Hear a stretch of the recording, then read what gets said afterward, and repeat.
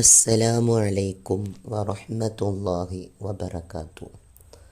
അല്ലാഹു സുബ്ഹാനഹു വതആലക്ക് ഏറ്റവും ഇഷ്ടപ്പെട്ട സ്ഥലം അത് പള്ളിയാണ്.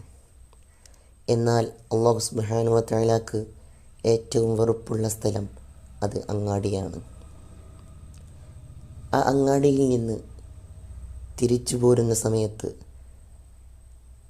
ചൊല്ലിയാൽ 10 ലക്ഷം പ്രതിഫലം ലഭിക്കുന്ന ഒരു ദിക്റാണ് പറയാൻ പോകുന്നത്.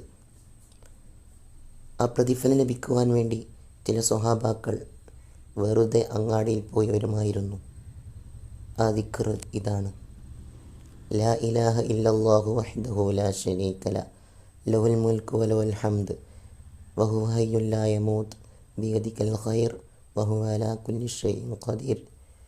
ലാ ഇലാഹ ഇല്ലല്ലാഹു വഹ്ദഹു ലാ ശരീക ലഹു ലഹുൽ മുൽക്കു വലഹുൽ ഹംദ് വഹുവ ഹയ്യുൻ ലാ യമൂത്ത് ബിയദിഹിൽ ഖൈർ വഹുവ അലാ കുല്ലി ഷൈഇൻ ഖദീർ.